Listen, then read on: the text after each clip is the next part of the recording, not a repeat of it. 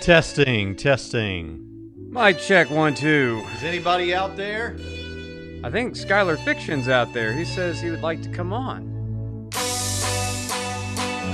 trouble with that, Mr. Skylar Fiction, is that would mean less time for me to talk. And me talking is actually the most important part of the program. So He says he's going to do it. awesome. More publicity for me. Maybe I'll become his favorite, like I'm Pine Creek's favorite.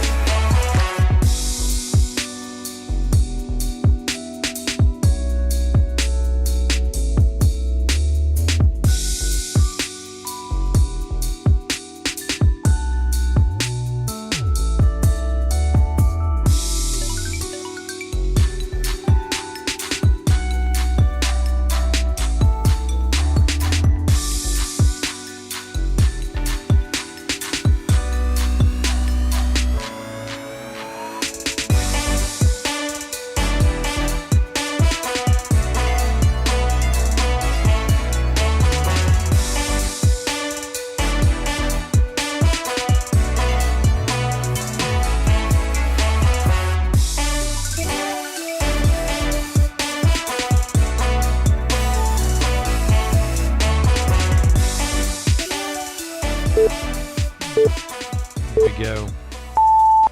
Welcome to Trinity Radio. I'm Braxton Hunter, and along with me is Dr. Johnathan Pritchett, all the way in the back, apparently. Back of the house. Yeah, what is up with this? Well, when we do this on Trinity Radio Extra, our second channel that you need to know about and subscribe to, that focuses more on theology than apologetics, then I'll sit in the back. How's that? No, because actually I'll still because you have to I gotta do all the technical right. stuff. I don't want to learn that. Yeah. That's work. I'm basically the Wesley Crusher of this operation. That's right. And you're John Luke Picard, right? That's except for the hair, you got that backwards, but okay. Punch Bowl Haircut says, thank you, by the way, for that super chat. It means so much. Yeah. Braxton, has anyone ever called you Braxty? And if so, where did you hide the body? Not Braxty, but his mom calls him Bracky. Bracky. I have been called by certain relatives Braxy, and by my Middle Eastern friends, those living in Turkey, and the ones that have migrated to or immigrated to Canada, they call me Brax.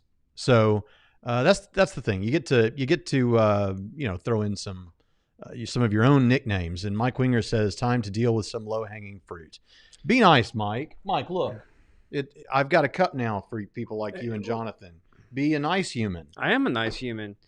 Oh, actually, John, I did do production with audio equipment and stuff, but that was before all it became super duper complicated. So I've fallen off the wagon on that. So Tatiana says Middle Eastern. I could be using the wrong term, but anyway, I've got some Armenian brothers and sisters. Video software and audio software are two different things. I can tell you how to EQ and compress. I can't tell you how to do whatever he's doing. Nobody cares. And we're having two conversations. Yeah. Let's jump into this. So yesterday, Johnathan, as you know, I was on a program with the Unapologetic Apologists, Stillman Smith. Yes, and they do such a much better John job. Dunphy. Yeah, they do such a much better job at making fun of us than atheists do. That's right. Deflating Atheism was on there. I don't know much about him. I've seen a couple of his videos, I think, but he was on there with us, and then I was on there, and we were covering a discussion linked in the description below between Jordan Peterson and Susan Blackmore on Unbelievable with Justin Brierley. And so we went through it. It was kind of off the cuff responding to these things. And so that was, someone says, hi, Brax from Canada. Hey, Brax from Canada. Wonderful. Appreciate that. I wonder if you're one of the people I know from Canada. Probably not, but I know you now. Glad you're here. Anyway, I did that. And then to my surprise, a couple of different channels actually covered this. And so I found that this morning and I took a look at what they had to say. And so I thought we'd respond to some of this as our Friday live stream. Tatiana says we're not social distancing. Here's the thing. He doesn't have COVID-19 and I don't have COVID-19. Now, a year ago, he didn't have COVID-19 and I didn't have COVID-19, and we sat this close together and it wasn't a problem a year ago when neither one of us had COVID-19. So I don't see why it's actually a thing when neither one of us have COVID-19. Does this make you feel better? Yeah. Perhaps. All right. So I don't like this. It's not a Trinity. It doesn't have the logo on it. Yeah, we need a Trinity. Yes, it's got to be branding. But for reasons I don't understand, half of our audience would get mad. I don't know how that works. All right, so I like it because it blocks his breath. But other than all right, let's get to this, Johnathan. All right, let's get to this. So the first person is Nathan Ormond. I hope I'm pronouncing that right, Nathan. If you hear this, I don't know much about him. I know that if I understand, and if this is not you, if I'm thinking of someone else, Nathan, you can tell me later. But I think he was a professing Christian, and then had an interchange with Pine Creek that got him thinking, and because of the logic and persuasion of Pine Creek, he has now rejected Christianity. So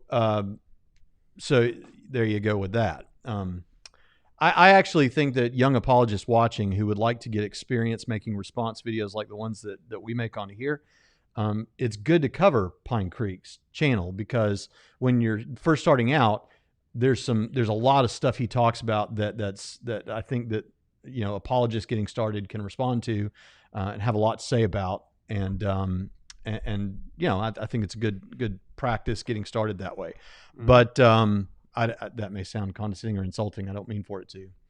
But let's... To Pine Creek, you mean? Yeah. Just kidding. Just kidding. But let's go ahead and start with first, Luke Sweet. Pixler. Thank you for that substantial super chat. Here you go, guys. Buy some Trinity Radio face masks. I guess now we have to. So thanks a lot, Luke. No, seriously, thank you. I appreciate that. All right, the first clip here. Now let me set this up a little bit. I think it's going to be set up by the clip. But Jordan Peterson has been discussing a little bit about sorry, that's funny. why he what it means to a theme throughout the entire video is the residue and undergirding of Christianity is what Western culture is today running off of to a certain degree. Yes. And the ethics and things like that. So anyway, let's just listen to the clip and let's listen to what this character has to say. You're not a Christian, Jordan. You're not a Christian. This guy's not a Christian. Say, well, of course I'm a Christian. I live in the West. Sorry. Peterson kind of setting up his stuff. And I don't have too much to say about it at this particular moment because it's going to kind of come out more throughout the debate. But a lot of people like to kind of accuse Jordan Peterson of more of a pragmatism. It's just more kind of pragmatic to live his life. I do think it is deeper than that. But Braxton, what do you want to say about this? Yeah, so obviously the first thing that would jump out at an evangelical like myself would be, okay, look, especially people doing what we do in apologetics and things like that, and I know that not everyone here is an evangelical, but to someone like me, it jumps out with, okay, when you say, well, of course I'm a Christian, I live in the West, or I was raised in the West. Okay, so already he's gone off of what Jordan Peterson said. So Jordan Peterson said, my worldview is part of the Christian tradition. Affirmative. And Braxton Hunter's here saying, you're not a Christian, Jordan. And then he's going to go on to, I think the important point is to do with salvation, really. But Braxton is, you're not a Christian, Jordan. You're not a Christian. This guy's not a Christian. Like, that's not even what he said. It's not what I said either. I don't think it's the case that Tatiana says it's a little blurry. That's on the video from Nathan, not on our video. But if you had Patreons, you would be able to afford clear video. But I don't think it's the case that Jordan Peterson is not a Christian. I lack knowledge about his salvation experience. I don't know.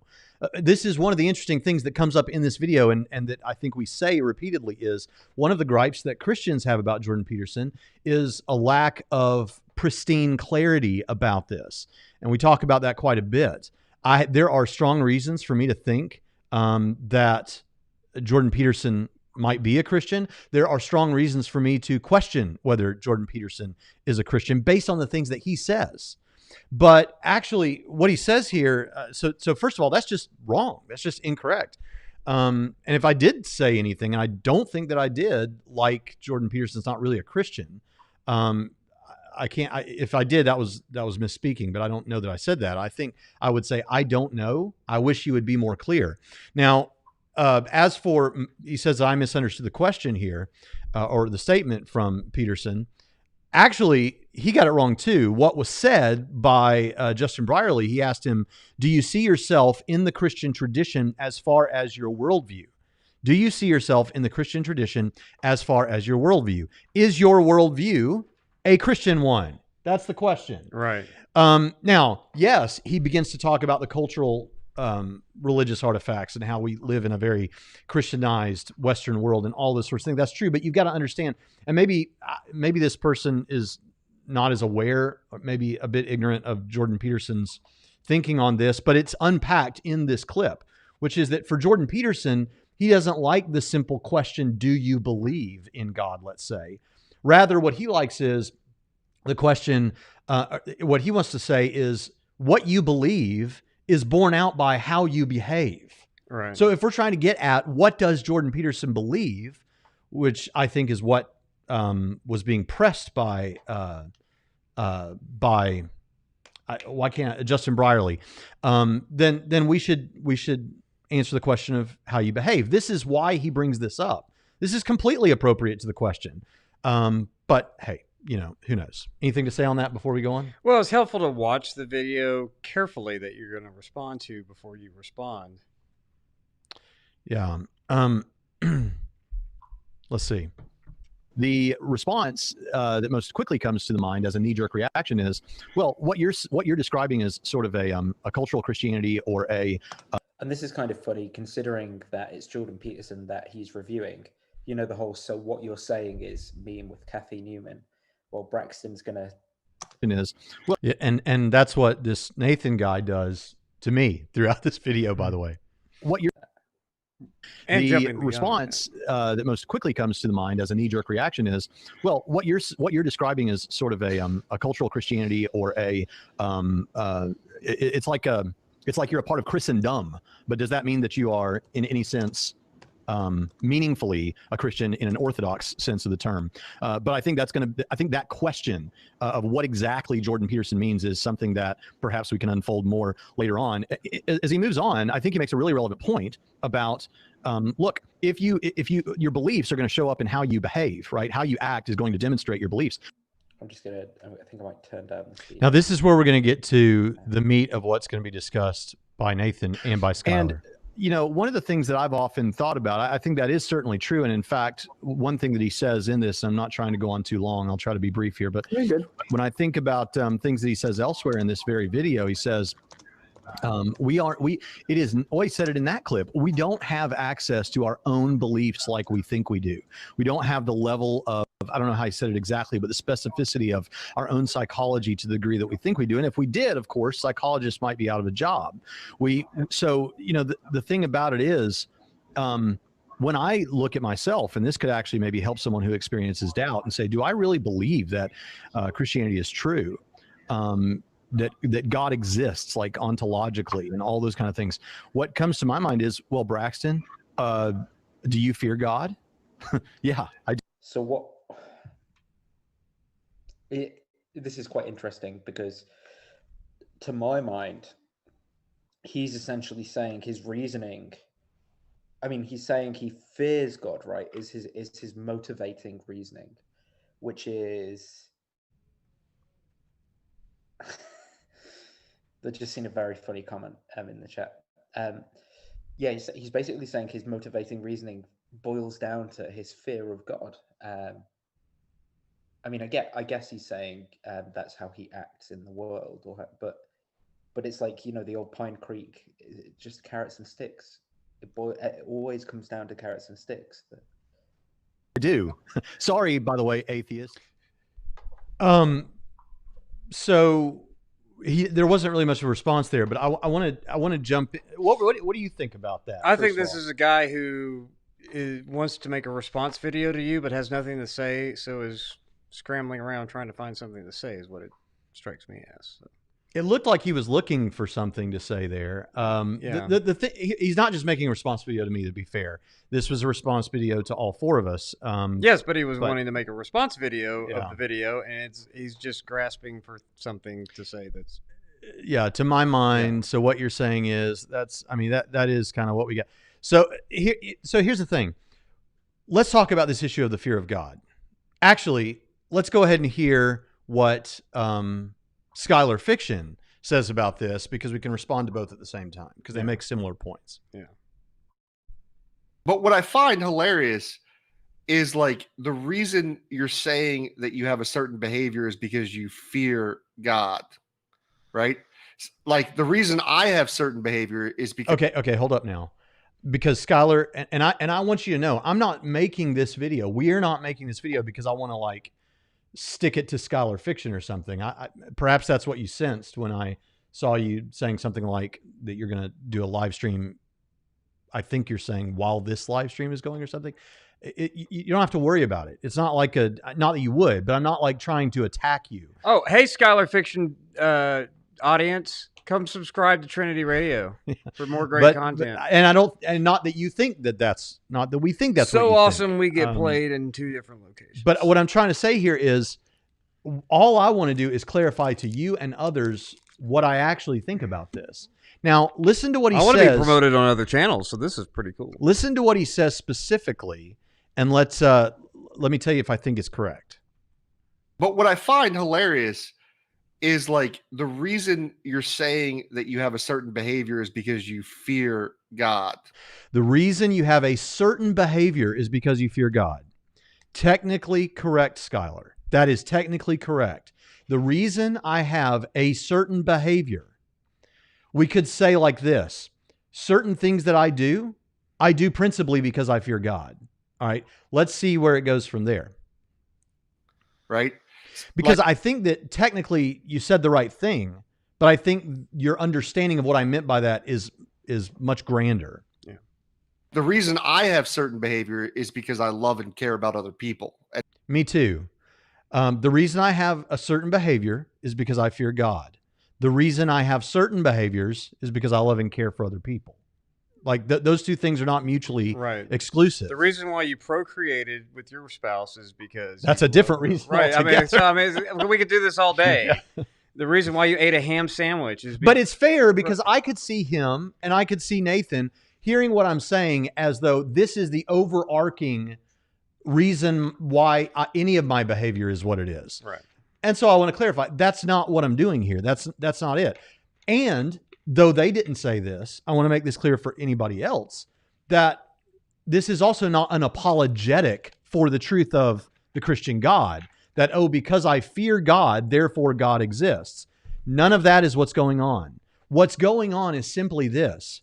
If I look at my own, like the whole point here is we have trouble with precision getting at what we believe on certain issues. There's a psychological thing going on there. And this is one of the reasons that psychologists are helpful, is because they can help you figure out what you actually believe on a particular thing, right? Okay, so when I analyze myself and I say, do I really believe? Are there behaviors that exist because I have a fear of God? We'll talk about what the fear of God actually means in a moment. But are there behaviors that would not be present if that wasn't present? Yes. Okay. Is it a system dependent thing that if I have a fear of God, it seems like I must believe in God, at least on some level, right? Yes. Okay. So I have access now to a tool for figuring out where my belief about God is. That's all I'm saying. When I analyze my behavior and beliefs, like Jordan Peterson was saying, I think that if I have this present, it's an indication of what I actually believe because it impacts my behavior. That's what I'm saying there. It's not some big overarching thing that the fear of God in a cowering sense is what influences everything I do in life and all the good things. Yeah, and that goes back to even when Peterson had that conversation with Matt Dillahunty, why he's slow to acknowledge the atheism qua atheism of anyone in the West too, because he's saying you're not aware of certain historical influences of and categories of thought through the Christian tradition that have impacted the way and shaped your thinking, whether you wish it to be so or not. It's irrelevant. So that's why he was doing that, and that kind of irritates Matt Dillahunty whenever someone questions his atheism. But there's a reason for that. It seems like that goes over certain people's heads when you're talking about a Judeo-Christian context and historical tradition of thought that permeates Western thinking in general. Johnathan, the unapologetic apologist, we'll put him on Skylar's head. Skylar, we're just playing around here, man. But the unapologetic apologist says, gives us $5 American dollars, and says, this is such an achievement in my life to be featured in some way on Trinity Radio, although it would be more of an achievement if it were only Brax. Quite right. You're right. They do razz us better than atheists do. Yes. And it was on his channel that this discussion took place. Yes. All right. So what are we talking about? What are we saying? I don't know. The point is, it's not about some big overarching thing, and it's not about this is why I believe. It's do I believe, and this is the and do the actions that you demonstrate consistent with what you believe, and that's what he says. That's what Peterson would say. Well, you believe because of the way that's there. Yeah, right. That's all. Right. That's the only point. Yeah. Now, on the fear of God, what we mean on the fear of God, good lexicon will help with this. Dr. Josh probably knows this. We're going to get to him in a minute. So it could be that we have a sense of reverence for God. Yeah. So let's think about it. For example, let's get real explicit. But not at the expense of other things, but that's a big part of reverence. Right. Is really, listen, okay, so when people think of fear, they think of scaredness. Mm-hmm. And that has an element too, but sorry, John Beavers, there is a sense of being afraid, but fear also carries with it a sense of reverence or awe or respect too. It's not, you don't fear God in the same sense that you fear a madman, pointing a gun at your head. Right. And you don't fear your dad in the same way. So while there are elements to where you can be scared of God and you can be scared of your dad, that sense doesn't account for the whole thing. So you have to actually unpack the word fear. And yeah, reverence is in the sense that's used in Scripture is a big part of that. Yeah. So wrapped up in the idea of the fear of God is an understanding of reverence. There also is the fear of condemnation or the fear of discipline. Yeah. And so all of those things I think are important to mention as we're coming into this. And we're going to get back to Nathan's comments again in a moment on fear is not carrots the same and thing as sticks. scared. Right. Right. That's why I don't have a problem. The Bible has other words for being terrorized, in terror or scared of something or afraid. Right. We got it. But here's the thing. There are things in my life that let's say there are things in my life that I don't do that is principally because of a reverence and fear of God in those senses. So if I do something nice for my wife, I'm not doing that because of the fear of God. Yeah, looking over your shoulder for lightning bolts. Right, it's not. But there are certain activities that I would wager, I don't know, but I would wager that our interlocutors here would not consider to be bad things or sinful things, right? Let's just say bad things in case they don't believe in sin, right? Because they probably don't in the sense that we're talking about. Yeah. But there are certain things they wouldn't even think are bad things, but because of special revelation that I have in Scripture, I think are bad things. Right. So let's unpack that. I might that I might want to do. Right. And that I might not, from a human perspective, think should be considered that big of a deal. And I don't do those particular things because of a fear of God. Right. And an allegiance to Him. But that's not everything. No. The things that I do, the things that I do in life, when He says he loves His kids because He loves His kids, and He's kind to people because He's kind to people, and that's the ethical thing, and blah, blah, blah. I'm with you. That's the same reason. And I really want everyone to hear this, because this is, in one sense, a straw man that I've heard. I don't know that. I think Skylar thinks I'm saying that. I don't think he's trying to create a straw man. But I've heard others say this. They treat it like that the atheist here, or the secularist, has some sort of a moral high ground within a subjective morality that Skylar, I think, accepts that it's subjective morality. That they have some kind of moral high ground there because they're doing it for subjectively moral, ethical reasons, whereas the Christian is doing it because they're afraid of God. And I just wanted a chance to bring some clarity on that because I think that's misunderstood by both individuals, or maybe all three. Right, because what we believe is not, we don't just believe that, well, you should be kind for being kind's sake, as if that is pat yourself on the back worthy because people decided it was going to be worthy that way, because it could just as well be otherwise. Punch people for joy, right? And that's morally acceptable behavior. That's virtuous, right? I mean, when you're talking about subjective morality, it could go either way. So when we talk about objective morality, for us, God is the ground of that. But because we have what you were talking about earlier, divine revelation, there are certain behaviors that we would otherwise engage in were it not for revelation that tells us that we shouldn't. Now, just because you think I will only walk a little old lady across the street because I'm kind and it doesn't go anything about that is worth patting yourself on the back for. Well, why is that good? That's your first problem. In any other sense, then it just makes you feel happy about yourself. So it ultimately self-serving that way anyway. But for us, it's actually a objective good to help a little old lady across the street, right? So because we have this fear of God that we engage in certain behaviors, don't engage in other behaviors that atheists may think is morally permissible, it still goes back to the fact that we can do things not only out of the fear of God, but we can do things because we have a foundation that good things are actually good to do. Mm-hmm. And we just don't find that compelling on a cultural relativism or a personal relativistic now, subjective morality. I just remembered this, so I want to say this by way of charity.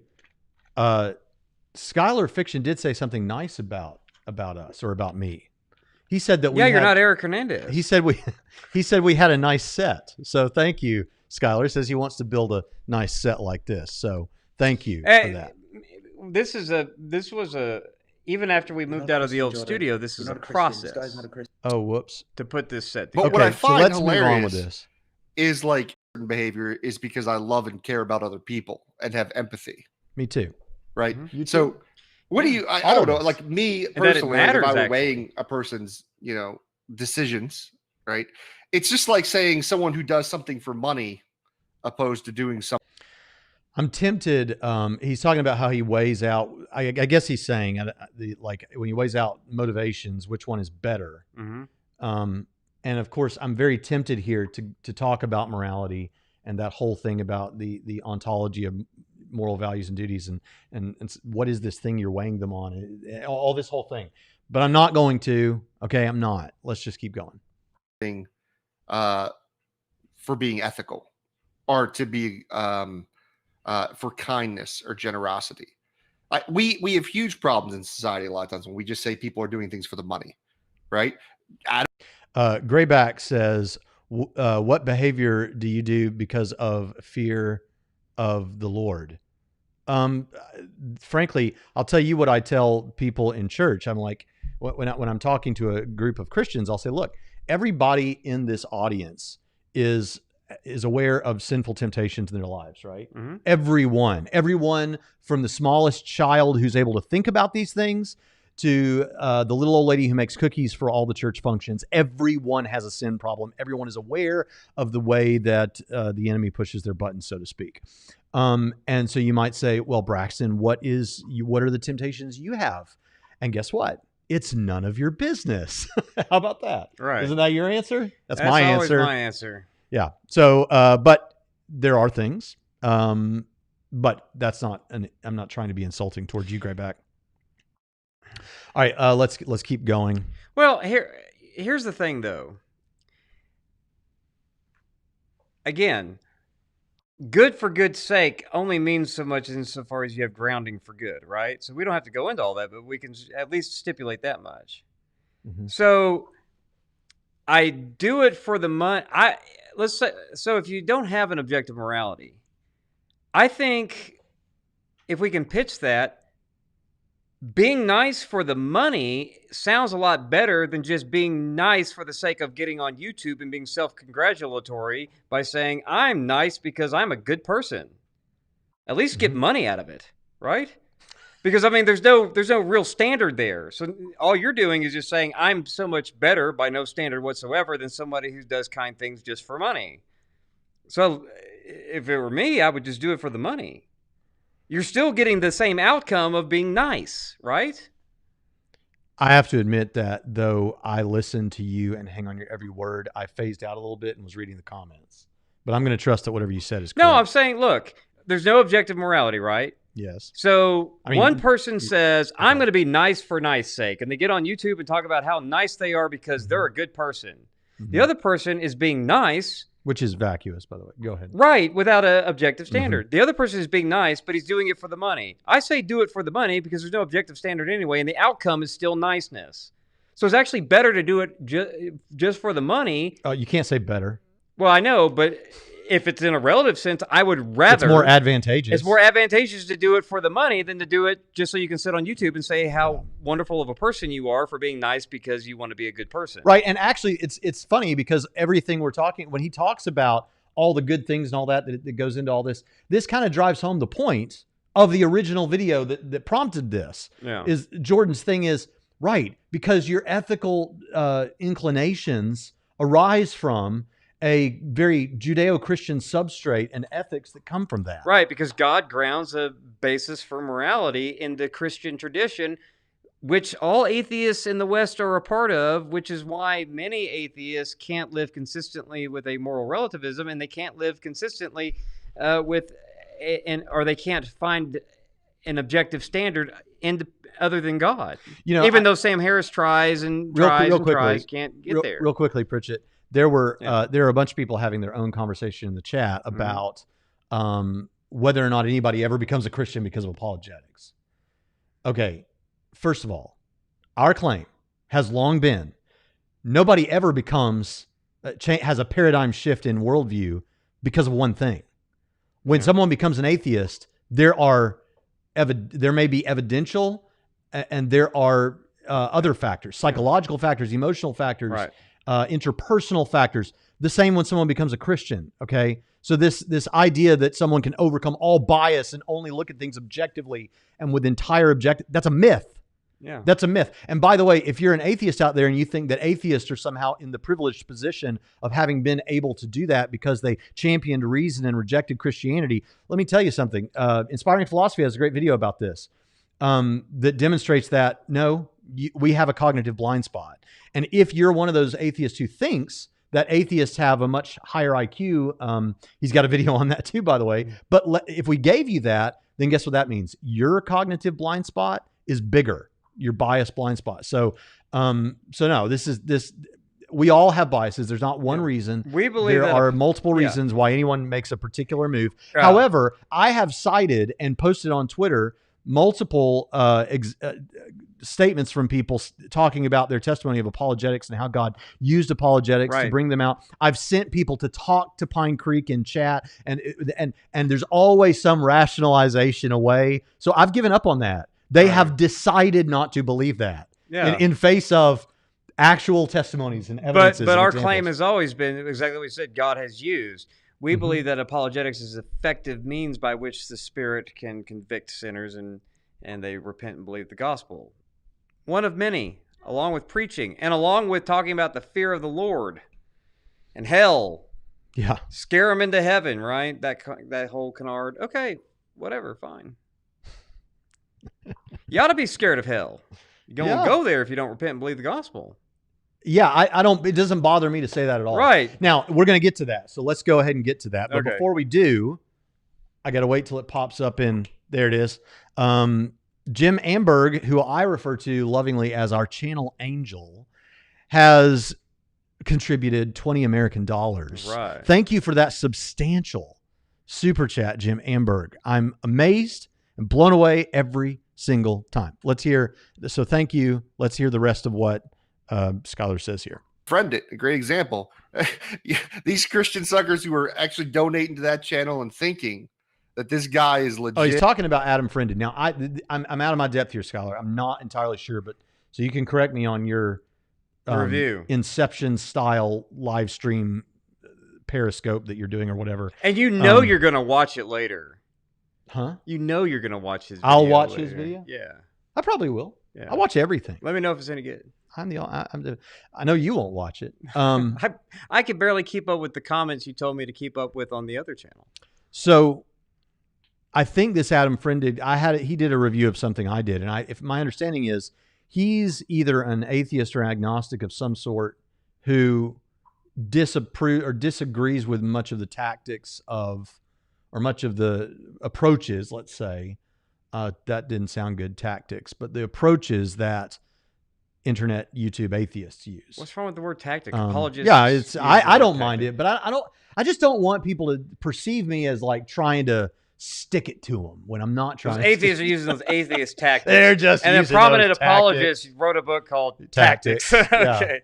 But anyway, I think that's right. I think that and apparently some apologists are not like some Christians have like trotted out his words because of that. Just like the atheists are trotting out people that are Christians who don't like apologetics. I mean, or whatever. What is it, Kokel? If he wrote a book called Schemes, right? I mean, that's just people get so. Isaiah Braxton wants everyone to know I don't donate to no Adam. Let me tell you something. If you donate to a YouTube channel because you find the content entertaining, refreshing, whatever, and you're a Christian, what's the difference between that and a Christian going to see a Marvel movie or?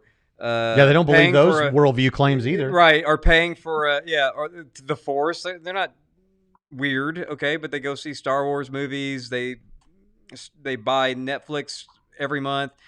People spend their entertainment dollars on things that they find beneficial in some way or another to entertain them or to educate and a them worldview channel can be entertaining. Right. I think Skylar says at the beginning of this very video that this is an entertainment show.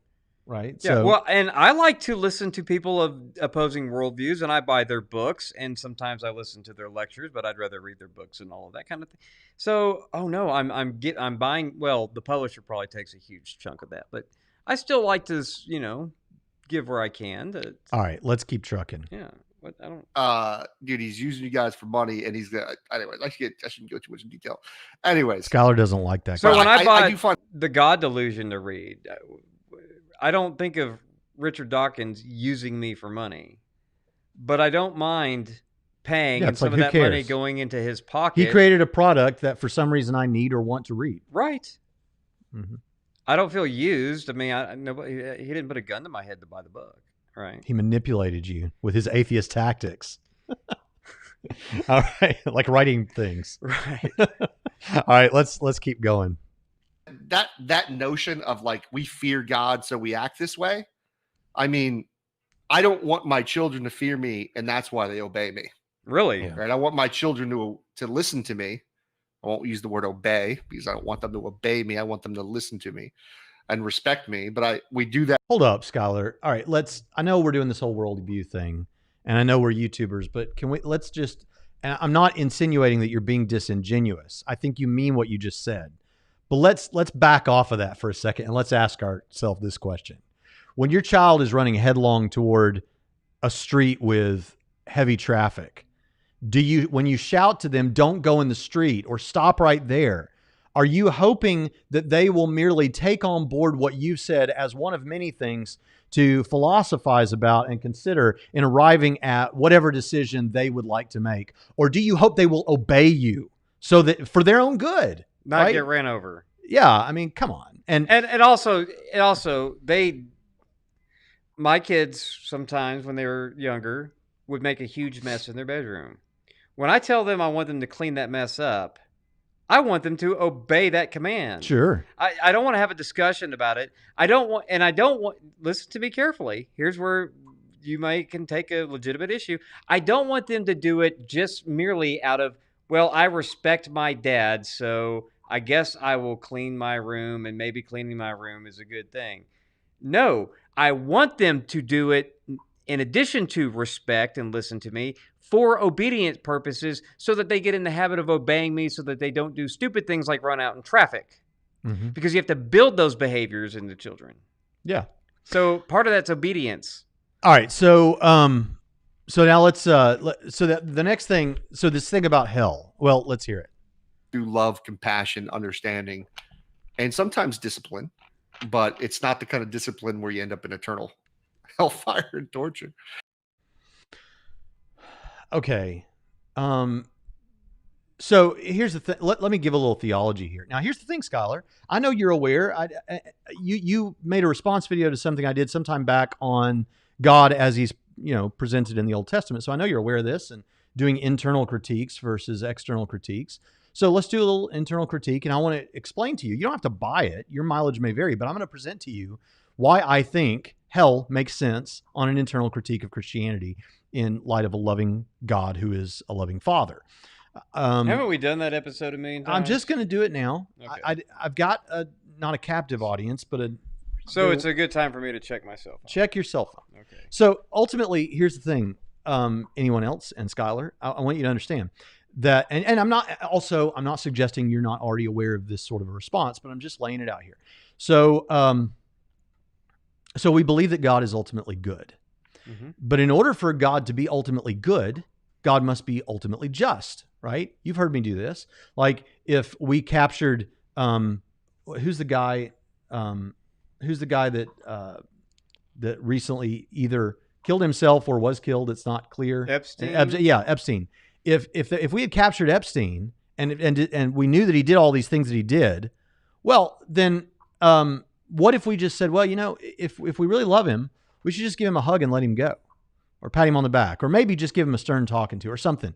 Would that be good? No, that would not be good. Why wouldn't it be good? Because it's unjust. And so a good God must dispense justice. He must act justly. That is his nature, to be just.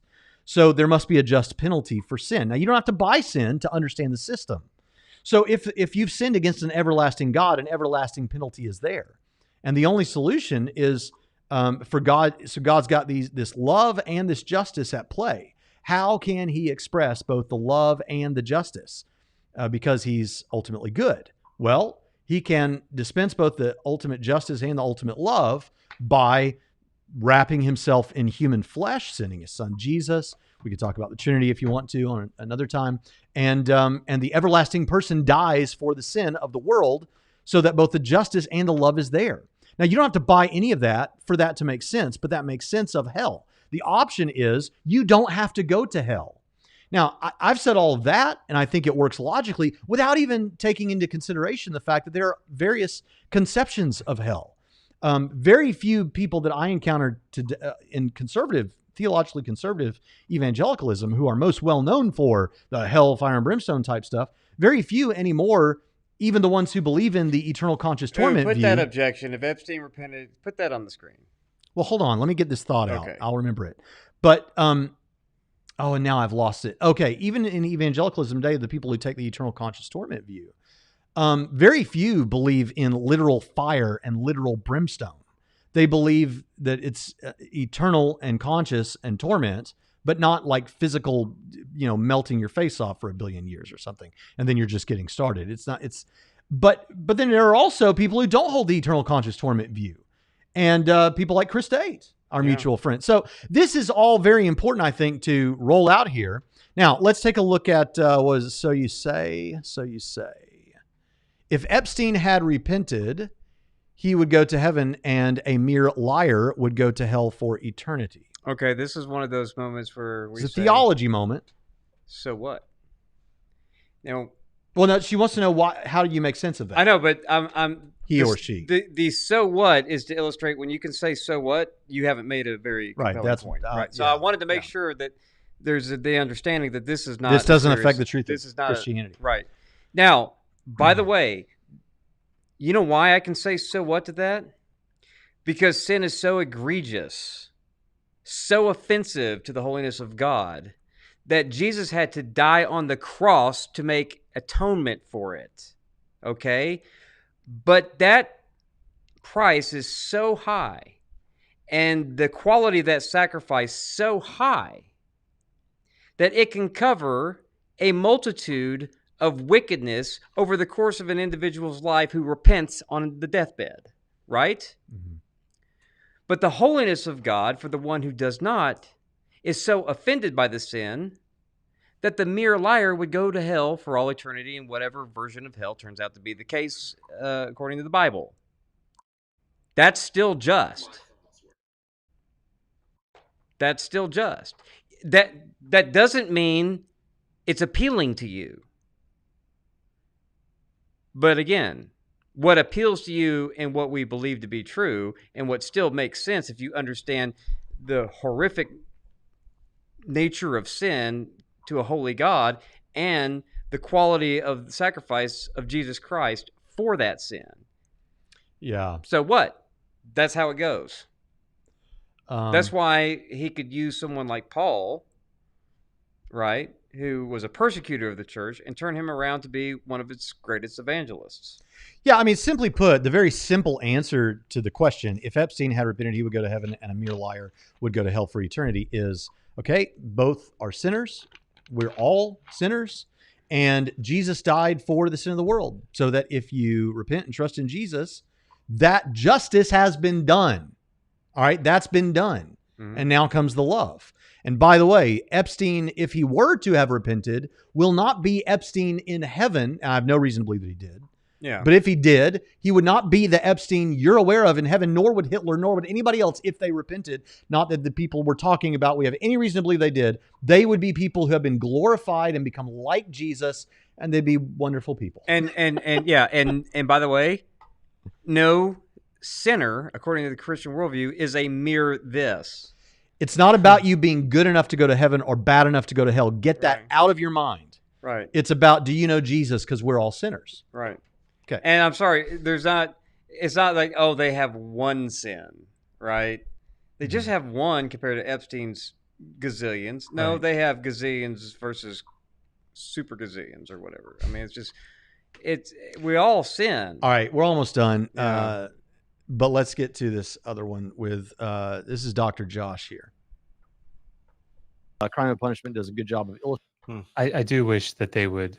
I mean, I'm not trying to knock reading other things, but given the things that these guys talk about, I do wish sometimes that they would read more secondary literature on biblical texts. You know, the things that they talk about a lot, because I feel like so we have that 5 video series, I think, on the dating of the book of Daniel. Mm-hmm.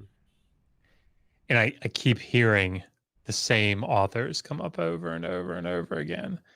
And they're the evangelical authors, right, that are very committed.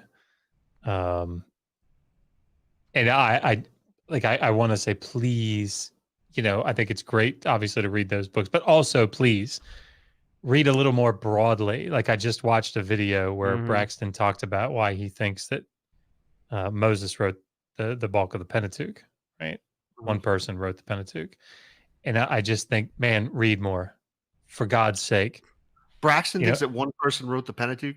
Yeah, I mean, he would say that, maybe Joshua wrote, the part about Moses being the most humble man, or about Moses dying, or maybe, it's possible he entertains the possibility that Moses wrote stuff and then that was later edited together, but it's Moses that wrote it. And I just like. Thank you so much, Marcia Jennings, for that substantial super chat. I really, really, really do appreciate that. Thank you. I'm not done with the clip. I just wanted to say thank you to Marcia Jennings. Thank you so much for that. Oh, what did she say? She said, "We are all sinners. Thank Jesus for dying for me. All of us. Love your videos. Glad to hear it. Thank you." Please, go read Joel Baden. Go read, Reinhard Kratz. Read some of these other people that are writing. We know what he's saying. What he's saying is he heard you say something once and assumes that you've never read anything else because you said something once. Mm-hmm. I'm sorry, for those of you on Skylar's channel, that's dumb. This is the thing. it goes. We've talked about this for a long time. If you don't say everything that you believe and know about, and every time you speak publicly on any given subject, people are going to assume that you don't know that. Braxton Hunter. I think course, I have a clip on Yeah. YouTube where I'm talking about Mosaic authorship. Right. It's like a 3-minute clip from where we were at a church somewhere. Right. And I'm answering off the top of my head, right? Yeah. And I think I do, I give some reasons, right? But Yeah. but it wasn't like, a class. By the way, I do teach a class at Trinity College of the Bible and Theological Seminary on the Pentateuch, and we go through all that stuff. The idea that we're not familiar with secondary literature on this, we're the ones that are always telling people to read. And I would think as one academic to another that there would be a little, because here's the thing. I think from what I know of this Dr. Josh fellow, Josh Bowen, I think is his name, he presents himself as a friendly guy. And I have no doubt that he is. I think I could have wonderful conversations with him in person. But that was very condescending. Unnecessarily so. Yeah. Like, I'm not offended. I'm just surprised because Yeah. I didn't think he was that sort of a guy. Right, because it's like, well, we've discussed the authorship of Moses, I think, on this channel in a little bit more depth.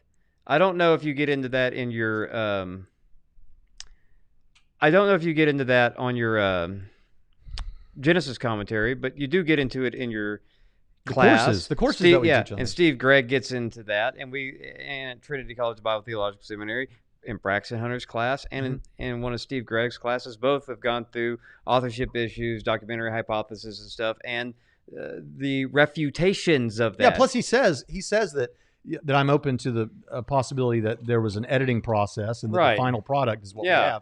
we have, but that there's that this goes back to sayings of Moses or whatever like that. I mean, okay.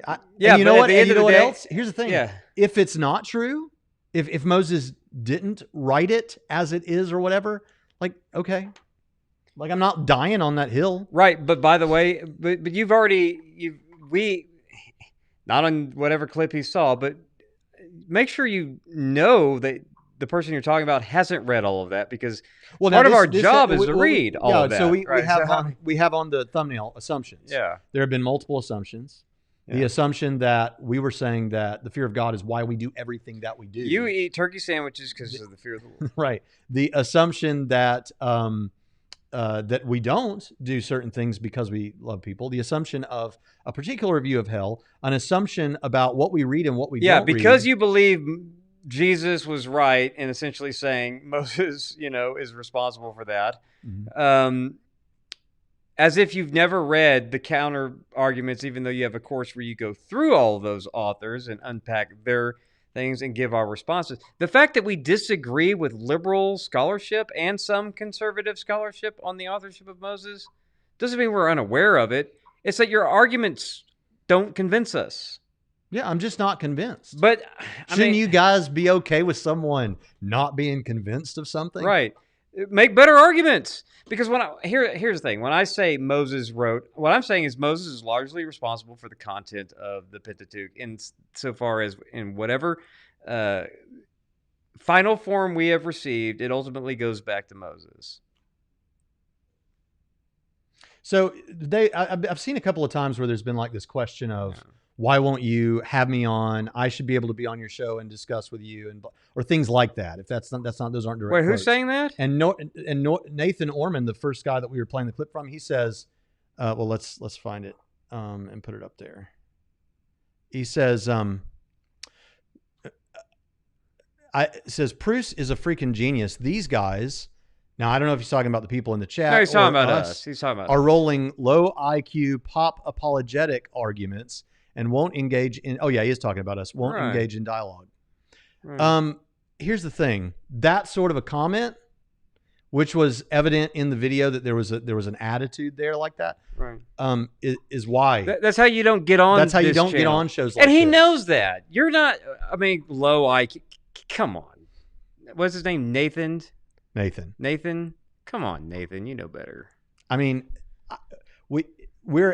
I've had multiple live on stage public debates where somebody arranged it. By the way, I'm familiar But a with, YouTuber. but Matt Dillahunty even says this. He says, "You want to debate me? Here's the way. You get someone to organize a debate. We have it, and we do it, and all that whole thing." And I'm not trying to like say how important I am. I'm just saying there's nothing that requires me to debate anyone who wants to just have a debate on the fly.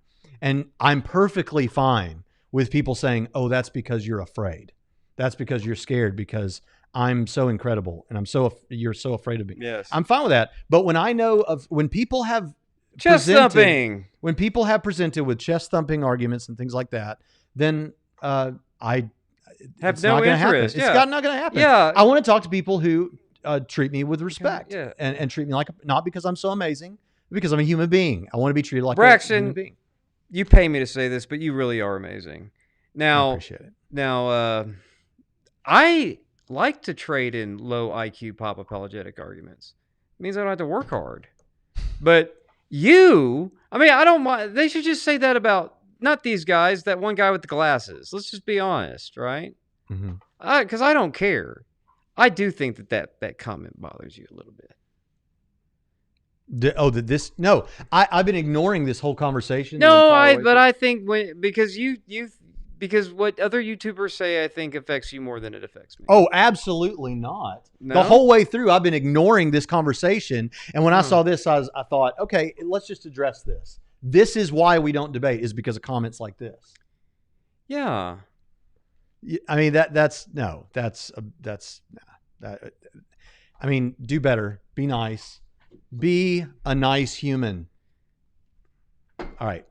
So that's the end of it. Do you have anything else you want to say?